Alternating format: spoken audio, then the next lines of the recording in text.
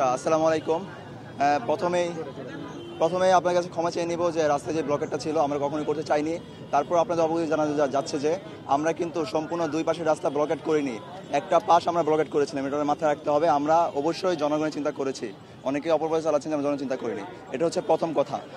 দ্বিতীয় কথা হচ্ছে যে আজকে যে বিষয়গুলো হলো, আজকে আমাদেরকে যখন প্রক্টোরিয়াল বোর্ডে এই রাস্তায় আমাদের এখানে এসে কথাবার্তা বলছে, কথাবার্তা সমাপ্তিও হয়নি, সেই মুহূর্তে এসে ওরা আমাদের উপর হামলে পড়ে, আমাদের উপর লাঠিপেটা করে।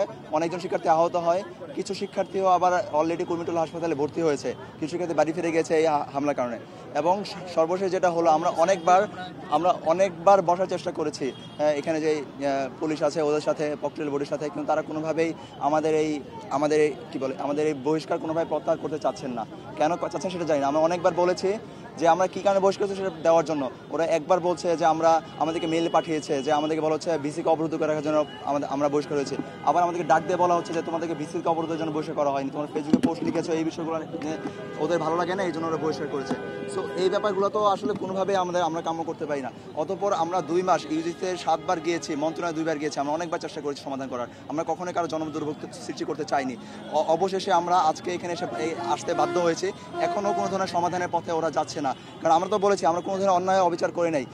এবং যেটা হয়েছে, একদিক দিয়ে পুলিশ এবং প্রক্টোরিয়াল বোর্ডের সাথে মিটিং চলছে, ওই দিক দিয়ে সাথে সাথে আবার আমাদের কিছু শিক্ষার্থী যারা বহিষ্কার হচ্ছে ওদের পিতামাতাকে কল দিয়ে কী করা হচ্ছে জানি না, কিন্তু ওরা অলরেডি একজন অলরেডি অসুস্থ হয়েছে। আমরা কিছু আগে খোঁজ নিয়েছি, আমাদের একজন যিনি আছেন উনি বহিষ্কার হয়েছেন, ওনার মা কিছুটা অসুস্থ, এই কথাগুলো শুনে জন প্রক্টোরিয়াল বোর্ডে ওরা কল দিয়েছে। সো আমরা এখনও বুঝতে পারছি না ওরা কী করবে। সো আমার কাছে আমরা যেটা বুঝতে পারছি, আমাদের এই আন্দোলনটা দীর্ঘায়িত হবে। আমরা যেটা প্ল্যান করেছি, আমাদের পরবর্তী যেই কী পরিকল্পনা সেটা হচ্ছে আমরা ব্রিফ করবে হচ্ছে ফায়েজ খান। আমাদের পরবর্তী পরিকল্পনা হচ্ছে আমরা আজকে ভার্সিটিকে 8টা পর্যন্ত আলটিমেটাম দিচ্ছি। তারা অলরেডি মিটিংয়ে আছেন, তারা যদি এই 8টার মধ্যে বহিষ্কার প্রত্যাহার না করেন তাহলে আমরা এর থেকেও কঠোর কর্মসূচিতে যাব। কালকে আমাদের সারা বাংলাদেশ বিক্ষোভ সমাবেশ হবে এবং আমরা নতুন বাজারে আমরণ অনশন কর্মসূচি পালন করব। এবং কালকে সারা ঢাকা সহ সারা বাংলাদেশ আমরা বাংলা ব্লকেট চালাবো।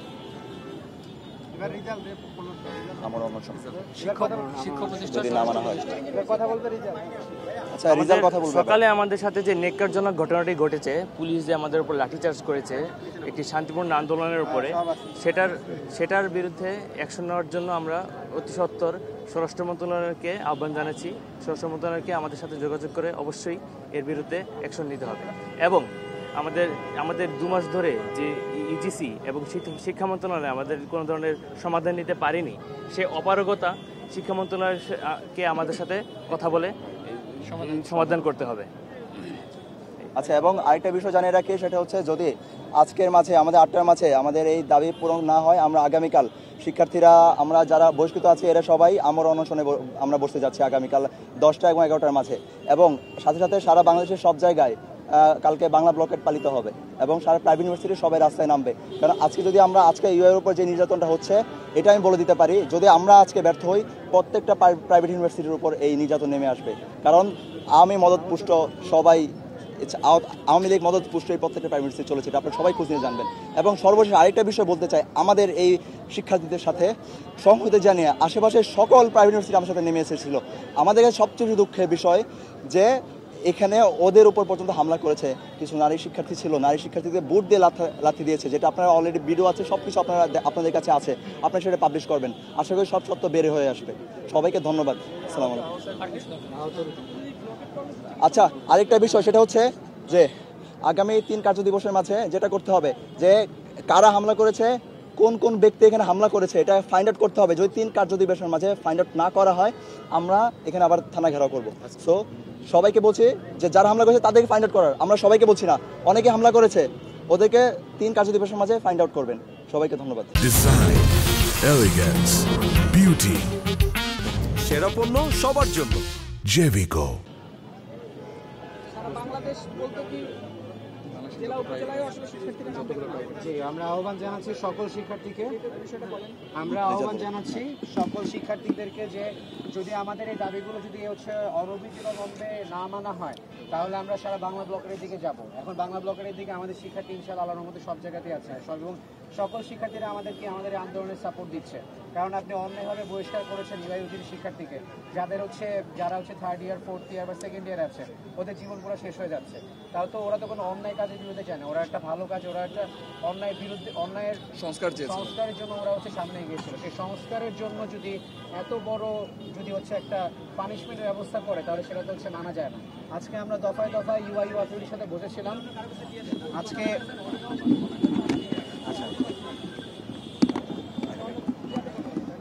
আজকে ইউআইইউ শিক্ষার্থীরা সহ আমরা বেসরকারি বিশ্ববিদ্যালয়ে যে সকল শিক্ষার্থীরা আছে সবাই আমরা কথাবার্তা বলেছি এবং আমরা দফায় দফায় ইউআইইউর অথরিটির সাথে এবং পুলিশের কমিশনের সাথে আমাদের কথা হয়েছে।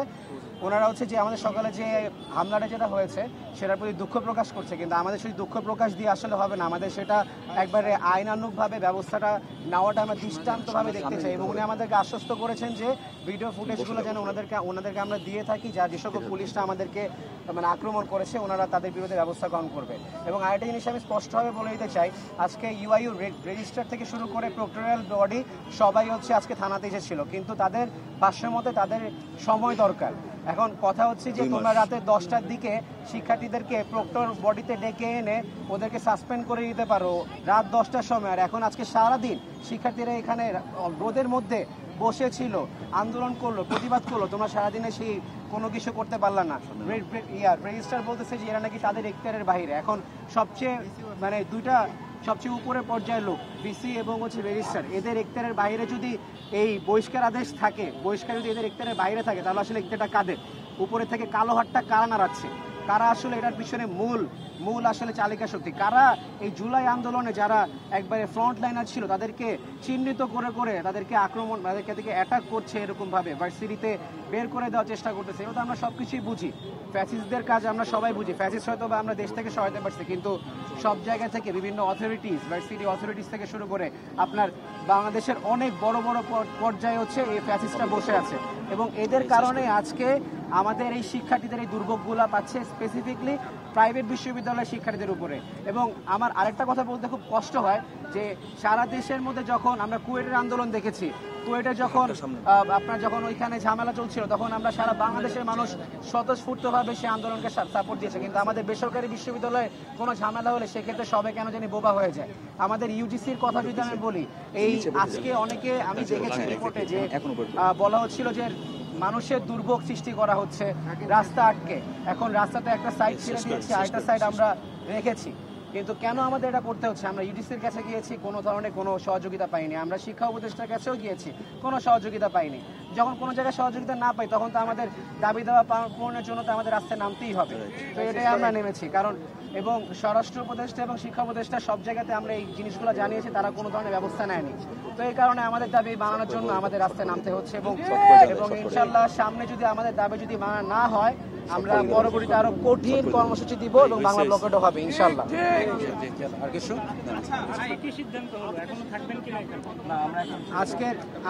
আজকে আমরা রাত 8টা পর্যন্ত আছি।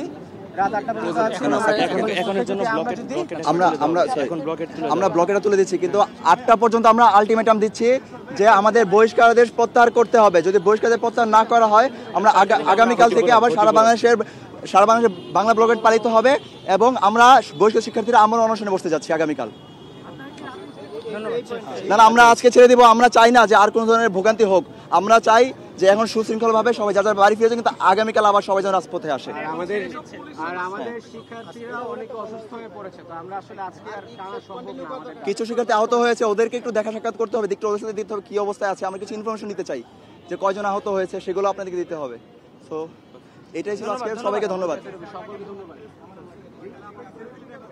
আমরা তো আমরা 8টা পর্যন্ত আছি, ব্লকেট তুলে দেওয়া হলো। এখন ব্লকেট তুলে দেওয়া হবে, কিন্তু আগামীকাল বাংলা ব্লকেট 10টা থেকে পালিত হবে।